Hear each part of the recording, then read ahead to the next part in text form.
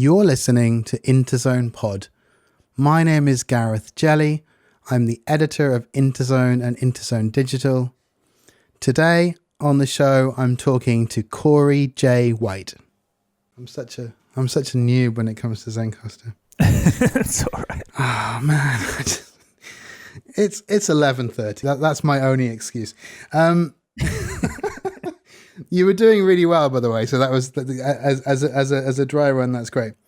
Okay, so thank you very much for coming on the show, Corey J. White. I thought we could kind of start off sort of recapping INTERZONE Pod listeners about some of your earlier stuff, sort of books they might have missed either because of the fact they were out a few years ago or because of the pandemic. And the Void Witch saga, the Void Witch kind of trilogy seems like a good place to start. Yeah, so the Void Witch saga is made up of Killing Gravity, Void Black Shadow, and Static Ruin, all three novellas that came out through Tor.com publishing. And so they follow Mars, who is a genetically engineered telepathic or telekinetic super soldier, except the super soldier bit never really took because she escaped the facility as a child and has been on the run ever since.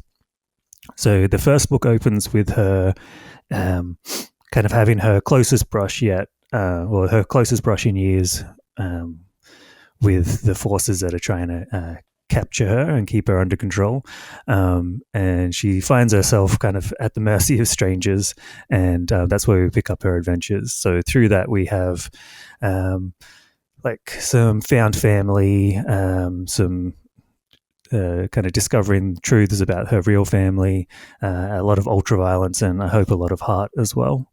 That was a really personal trilogy in a lot of ways, so it might not seem that way to people reading it, but no, I put a lot of myself into that. Did you know when I was sort of looking around and I saw there was a tour, an announcement on the tour website for the third one. So I think you'd had the first one was out, the second one was coming out or just come out, and then the third one I think was sort of announced or you sort of signed.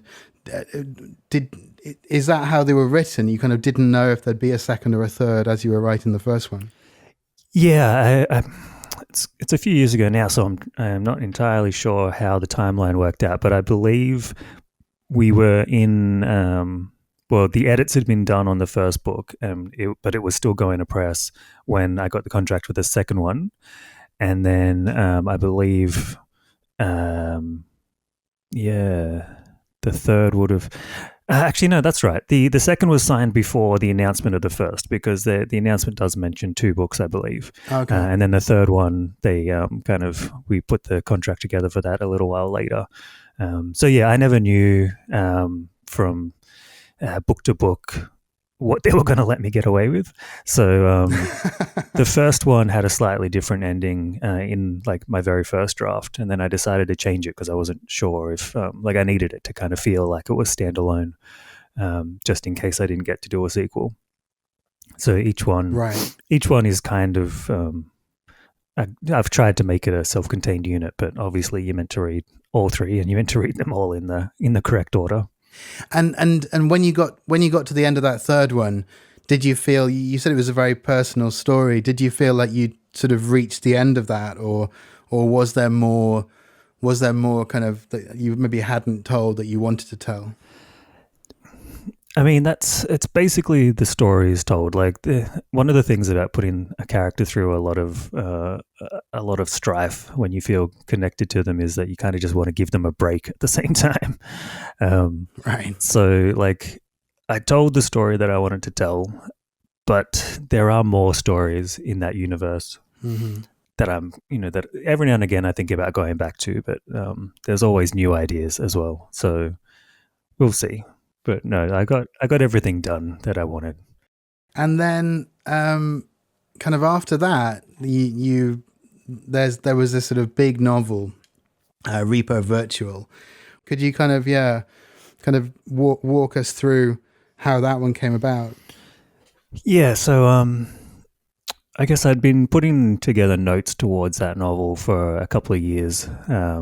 At the point where I actually started to get serious about it, and at that time I'd been signed with Martha Millard, who was also William Gibson's agent for a long time. So we kind of went back and forth on some other stuff. I wrote a Void Witch spin-off that wasn't quite up to snuff, and then I was like, I've got ideas for a cyberpunk thing, and she was like, no, that's it, like let's do that. And so we did. I wrote the first 10,000 words, and we took that to my editor at Tor.com and sold it to them there. So and then the pandemic happened. Yeah, so we sold it in, I believe it was early 2018, and then my agent retired, and then I had to finish writing the book and then go through the whole editorial process, and then it was locked away sometime in 2019, and I just had to wait patiently for the publication date, which was April 2020, which was, not an ideal time for a book to be released. I think from what people said at the time, that like they were reading old favorites and rereading for a bit of comfort, so people weren't necessarily on the lookout for brand new novels. Yeah, it was definitely a strange time. Loads of things sort of got lost. But it did, and it won a really big prize, yeah? Yeah, it won the Aurealis Award for Best Science Fiction Novel, tied with The Animals in That Country by Laura Jean McKay, which I don't mind having a share at all, because that book also won, I think, the Arthur C. Clarke Award, or I'm not sure if it's that one, but a big UK prize.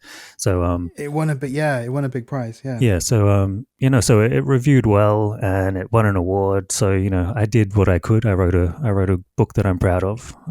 But yeah, the rest of it is out of your hands, sadly. It's still out there. It's still in the world. How do you? What's the dreaded elevator kind of pitch? The sort of the summary for Repo Virtual. Okay. So JD is an online and real life repo man. So working in the real world to just, as a repo man does, taking cars and trucks that can't be paid off and returning them to their to where they need to go, but also online with real money MMOs, kind of inspired by the likes of Eve. So being sent in to steal a vessel that hasn't been paid off properly, because everything in that universe is considered tangible and non-fungible.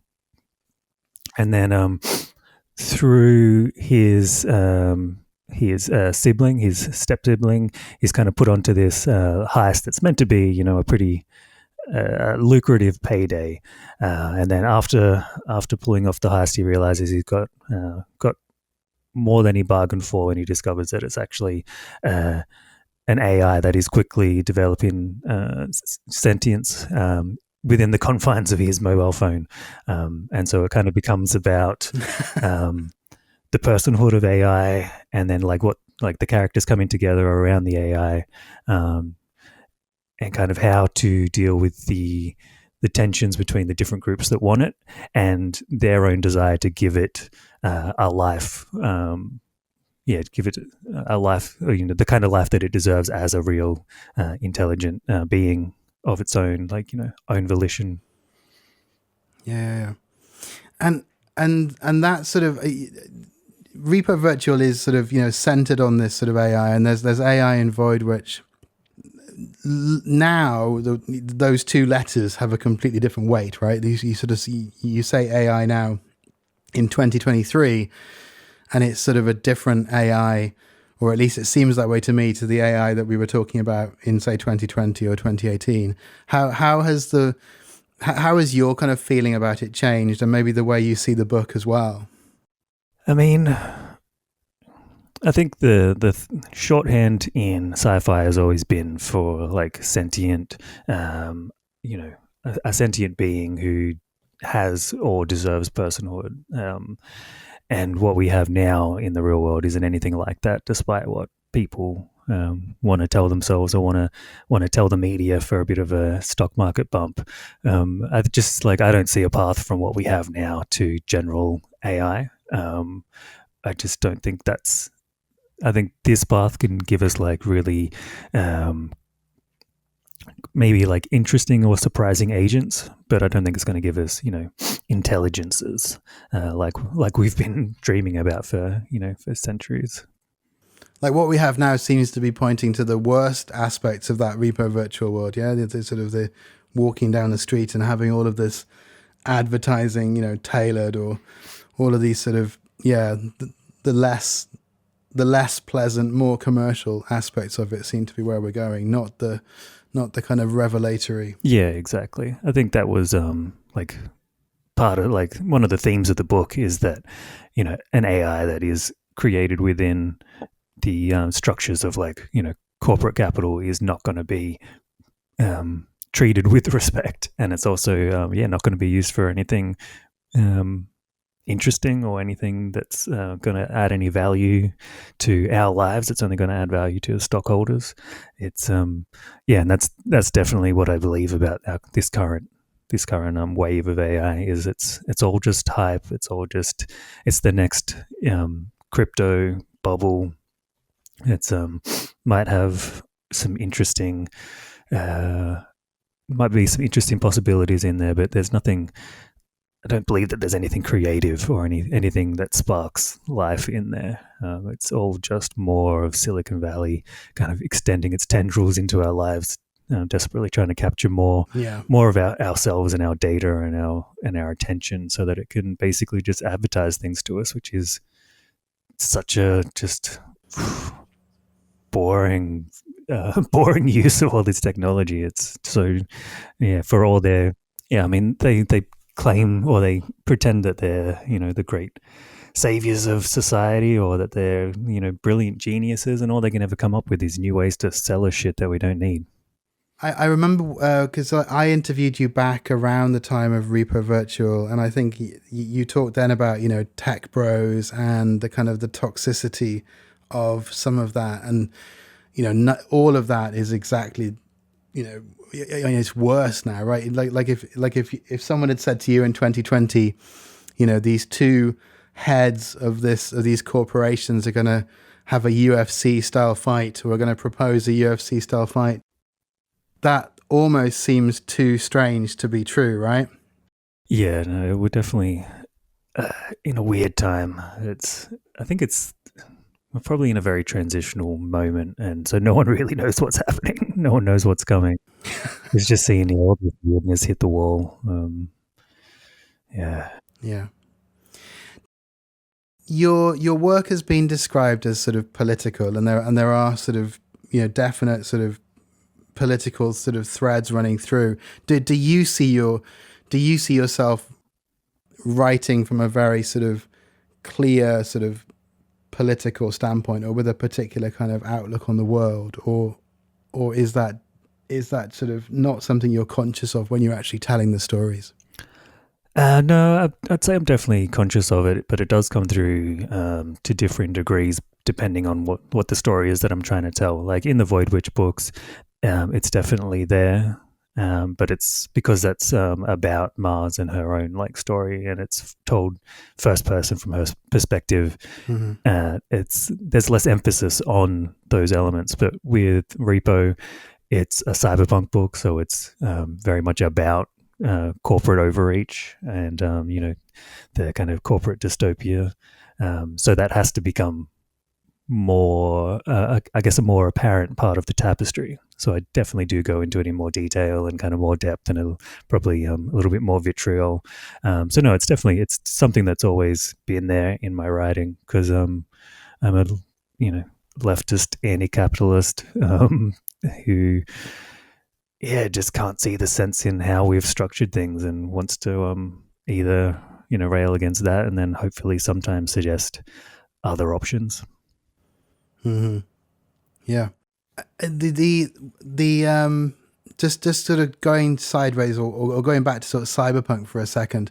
Do you feel Do you feel like there is still a kind of place for cyberpunk as a sort of, for telling that kind of story, or has it started to run its course, do you think?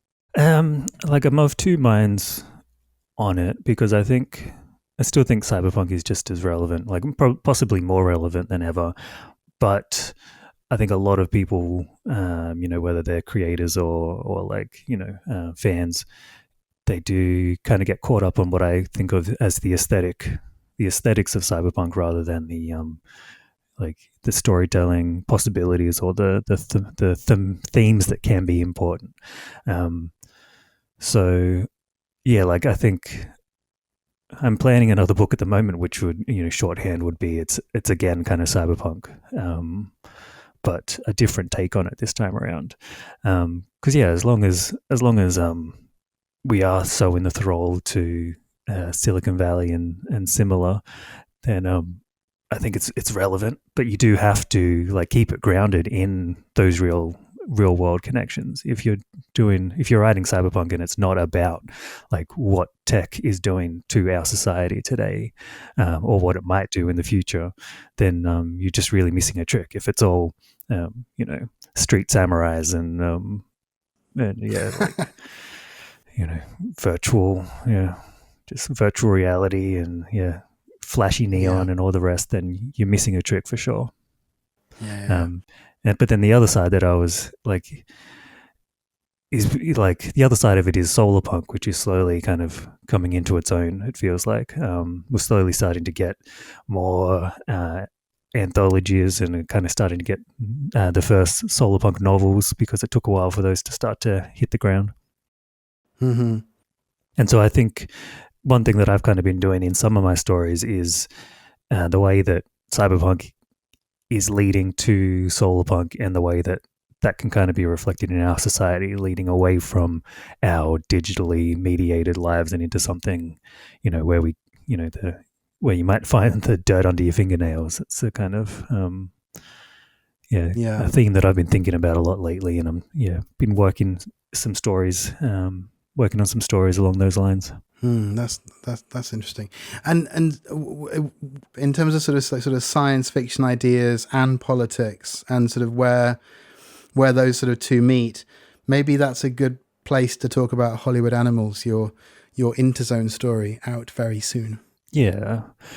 So that story, it kind of came up because I thought it was interesting how up until recently, there's recently been a push by VFX artists in Hollywood to unionize. Like that, literally in the last week or so, they've started talking about that. Mm-hmm. But prior to that, it was just like VFX workers are basically underpaid and overworked with crunch, just like in the games industry. And the reason why they're underpaid is because there are, a lot of companies vying for this limited number of jobs, and a lot of it, there's outsourcing as well, as there always is in our globalized economy. So then I kind of see that as that's the reason why we have so few practical effects, so few like interesting stunt work in movies and TV shows, because it's cheaper to just like slap some CGI on it. And I think movies as a whole are lesser for it. If you watch something where they do actually go to the trouble of throwing a real car into a wall, it's so much more impressive than the CGI equivalent. And so I was just thinking about like a future where the VFX artists have unionized, and whether it's because of the cost or whether it's because the studios want to just say fuck you to the CGI artists for daring to rise up and have their own say. They've started to use practical effects again, and including genetically engineering creatures and critters instead of using CGI to create the like alien creatures. So the story is about a handler and kind of the way that he connects to these animals, and his own union drive, or his own like union striking discussions, because as always, the company is wanting to cut back on their workers' entitlements, as they often do. Yeah, no, it's such a great hook. I mean, it's one of these stories where the actual, like, the idea is really great, but also the way you kind of like that kind of, you mentioned before, sort of the, you know, how, what was it you said, like blood and guts and also heart. And I think there's I mean, that is sort of the thing running through all of your work. You have that balance between the very visceral and also the very, very sort of human. I think that's something else that I really, really enjoyed about this one. Yeah, no, I appreciate that. It's definitely important to me. I think, yeah, if you don't have something visceral and grounded to bring it home, then a lot of the ideas on their own can just fall flat. So I definitely try and keep things grounded in touch, I guess, whether that's Yeah. in a violent capacity or or not. Yeah. Yeah. Well, so yes, you can find Hollywood Animals in Interzone 295 at interzone.press, and it will be out very, very soon. Moving from that, I saw you share something on Blue Sky, the sort of latest social media platform, about mid-list authors, and it was a really interesting tweet, because it's something that I've kind of been thinking about a lot with different people. And you kind of shared this. Well, it's not. I keep saying tweet. It's a skeet, isn't it? you shared this skeet about how I think the person mentioned Jack Higgins' kind of really big novel was his 25th, and it mentioned kind of Rosamund Pilcher, and it mentioned, you know, how like allowing the mid-list to sort of to exist and to sort of to support the mid-list authors so they can kind of, you know, hone their skills to get to that kind of 25th novel. And it's almost hard to believe at the moment, because you do find, you know, books coming out, authors coming out with books, and then, you know, very, very quickly either vanishing or just sort of struggling to kind of get that second or third or fourth novel out. What kind of thoughts do you have about that? Yeah, I think it's really difficult, because of course publishing is a business, so I guess, you know, they don't really have to support authors who aren't selling for them. Like that's what they're there to do. They're not there to make books, they're there to make money, and books are the way that they've chose to do that. So of course there's still like a lot of people who are very passionate about the books that they're working on, but ultimately it comes down to the bosses at the top and the bean counters. So from one point of view, I understand why they work the way they do, but I also think that long term we're seeing like we're going to see much less interesting and varied work, and we're going to see authors who kind of deserve to have a better career than they've got, and kind of who could be working, you know, writing full time and putting out more work, and, you know, work that might that could, you know, from their point of view, it could sell really well, or from our point of view, it could just be some really amazing work that's going to like add to the conversation in the genre, or like say something really important to people who are underserved in fiction, or like there are so many different reasons why we need people to be able to actually consider writing a career that might be, you know, might be viable for them and their lives. And instead what we get is, you know, publishers who will put a book out and they may or may not support it with much marketing, depending on, you know, buzz on Goodreads or the buzz on TikTok or whatever. And then it's just kind of up to that book to find an audience, and it's up to that author to try and push themselves out there. But a tweet I saw a little while ago was my unpopular opinion is that I don't think authors should have to be influencers. And like that's 100%. I don't want to spend all my time on social media platforms trying to build a brand. You know, I want to be reading and thinking and writing and like all this, all the promotional stuff. The fact that it's just kind of fallen to social media as a platform, the authors more so than marketing departments. It's just I think it lessens. It lessens possibilities for everyone involved. And especially like for me, I see like the kind of Christmas trash that the publishers put up. So it's like, or Father's Day as well is another big one. So it's like all these memoirs and biographies by sports people who definitely never wrote anything in that book, and just all kinds of stuff that they churn out, and that's all taking focus away from people who like just love this kind of thing and want to do this. And it's just, I hate how money's such a large part of it. But yeah, then on the flip side, you do have indie publishers who are doing some great work. Like Interstellar Flight Press is one that I've had a little bit of involvement with, writing some articles for them and just keeping tabs on what they're doing. And yeah, so there are small publishers, but of course they don't have the same reach as the big ones. They've got the passion, right, and they've got some great work in their catalogs. But yeah, it's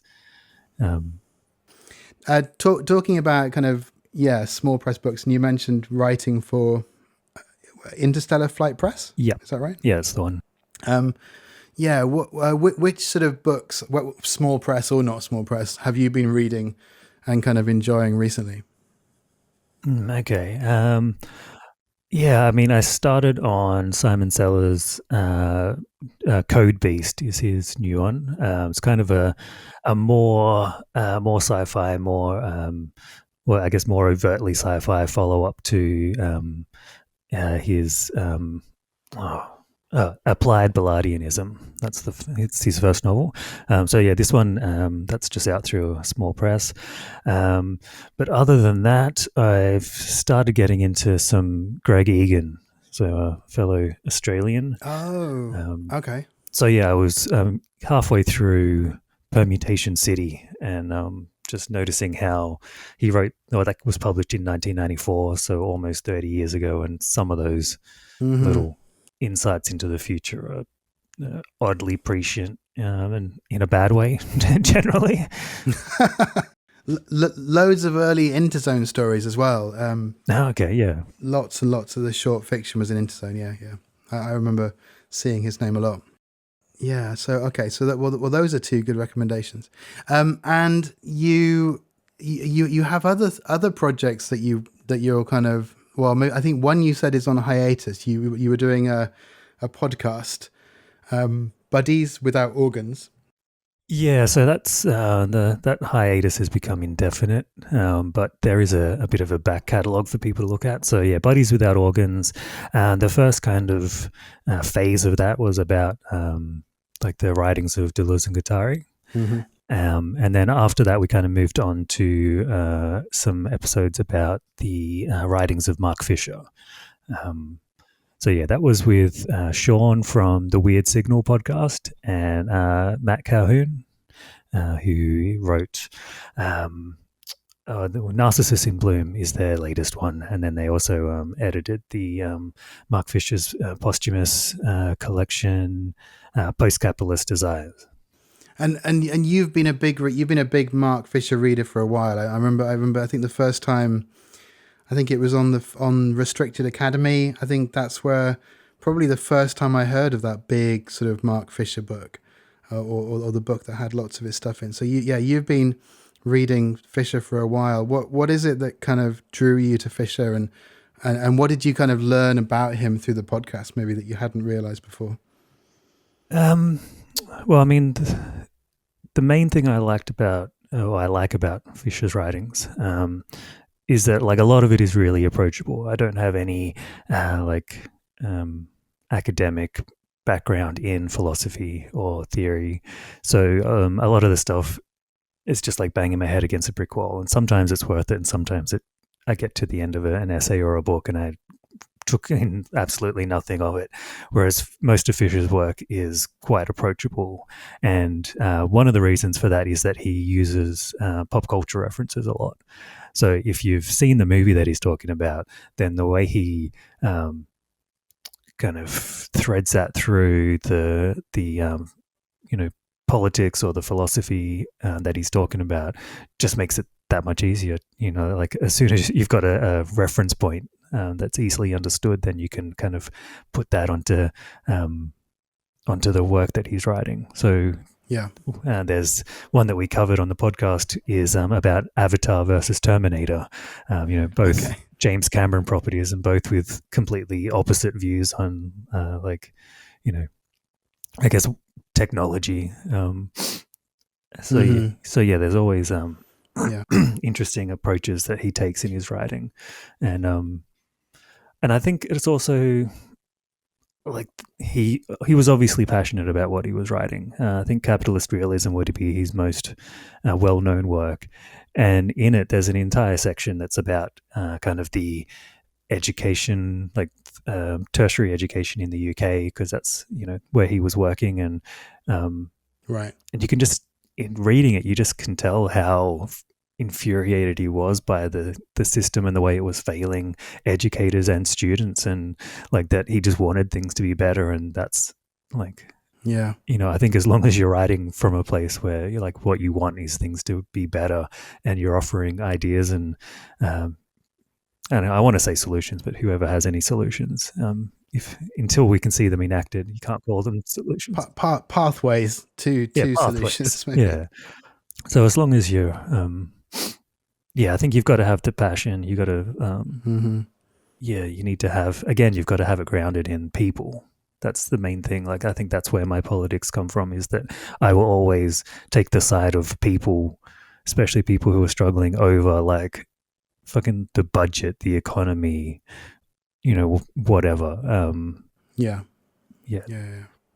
Just paying, just getting through the week. Yeah. You also have a newsletter, which you do. Is it fortnightly or weekly? I think it's fortnightly, and then we do a bonus once a month for subscribers who decide to throw us a bit of cash each month. Yeah, and that's nothing here. Yeah, nothing here. So, and the website is the URL is what? buttondown.email/nothing, I believe, is the current one. Yeah.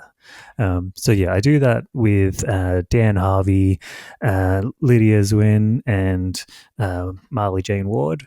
So Marley's a fellow Aussie writer of sci-fi, and Dan kind of writes, or his focus is kind of on tech, the tech industry, and again, like corporate overreach and malfeasance. That's really where he likes to dig in and where he shines.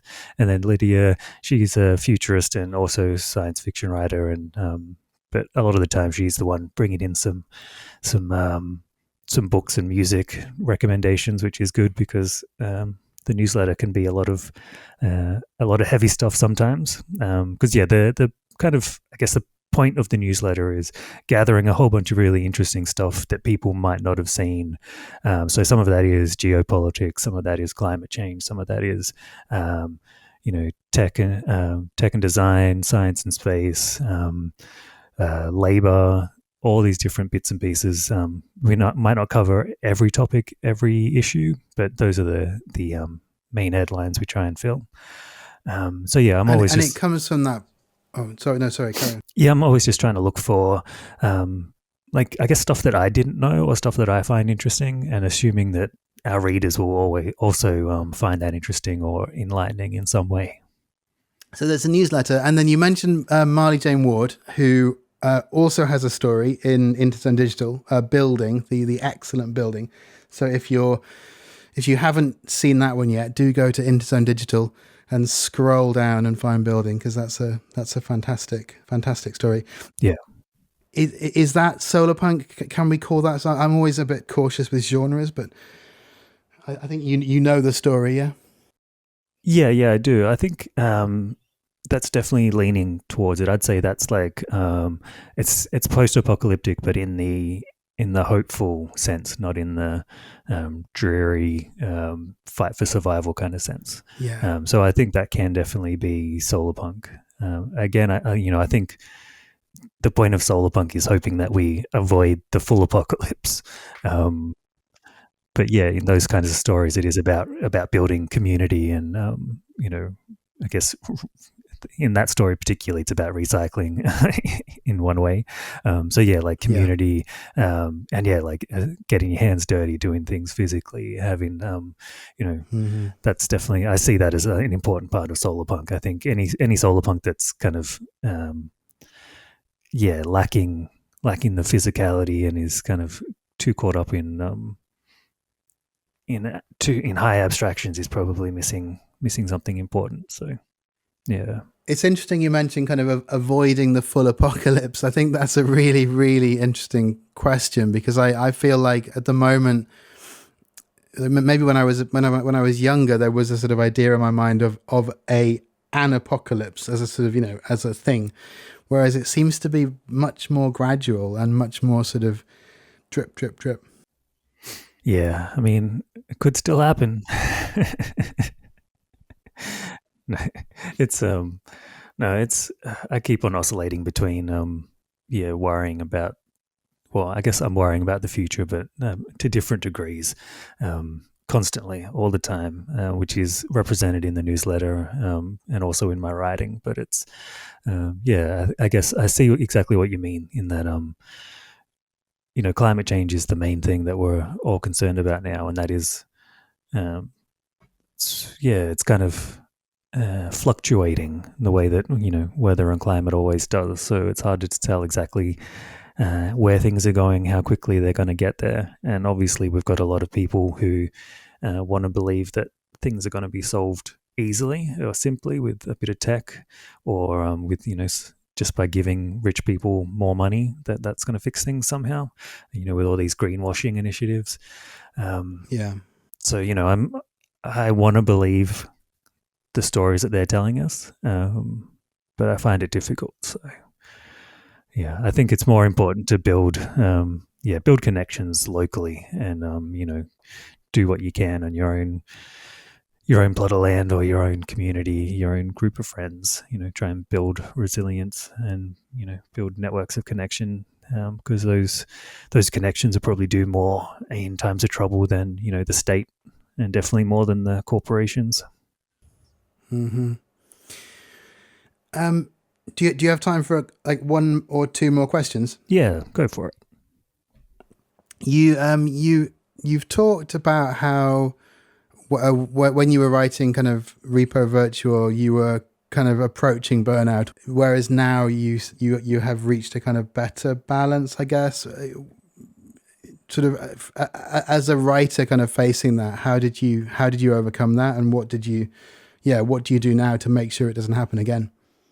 Well, yeah, it was the way that I approached it was through therapy. I think I wouldn't have really realized what I was doing to myself if I wasn't seeing a psychologist at the time who was able to like point it out to me and point out how hard I was being on myself, and how I guess unhealthy it was in a lot of different ways. So yeah, without that, I definitely would have burned out. I think I stopped pretty. I was pretty close to it, I think, when I finally figured it out and pulled back. And so you're not so hard on yourself now. That's the important thing. Yeah, no, I mean, there's still the voice in the back of my head that tells me I need to be doing more, that I haven't done enough, et cetera, et cetera. But no, it's easy to see that voice as just like one voice that I can listen to or ignore, depending on like mm-hmm. what's healthy, so that I am maintaining a balance all the time. Yeah. Just wrapping things up, you have Hollywood Animals coming out very soon. What else? And obviously you have Repo Virtual already out, and the novella's already out. What else do people have to look forward to with your name on it in the coming kind of months? Or I've got a collaborative story that I wrote with Andrew Dana Hudson, coming out in Analog in the November-December issue. Oh, congratulations. Yeah, thank you. Analog's a classic in the SF short fiction sphere. Yeah. And that's a really, like, that's November, December this year? Yes. Okay, that's fantastic. Yeah, so that story is, it's, I'd say it's a solarpunk story. Mm-hmm. But it's maybe it's less on the punk side, but it's definitely about that, the climate emergency approaches to it, following 7 generations of a kind of a very rich family who the early generations made their money in fossil fuels, and we pick up the story with the first generation who wants to do something about the climate, and then how things go from there. Across 7 generations. So it was really, really interesting and fun to write. And Solarpunk family saga. Yeah. That's great. Is that a novelette, or is that a? No, it's just a short story. It's like the 7 generations means that it was really tight. I think it might only be 5,000 words or something. It's quite concise for the story we were telling. Oh, and what's the title? Family Business. Family Business. Okay. That's great. So you've got Hollywood Animals and Family Business, and that's wonderful. Thank you so much for coming on and talking to me and putting up with my foggy summer-headed questioning. Yep. Thanks for having me. No, thank you. It's been a great chat. You've been listening to INTERZONE Pod. My name is Gareth Jelley. Today I was talking to Corey J. White. You can find out more about INTERZONE at interzone.press, and you can read stories for free at interzone.digital. Thank you very much for listening. See you next time.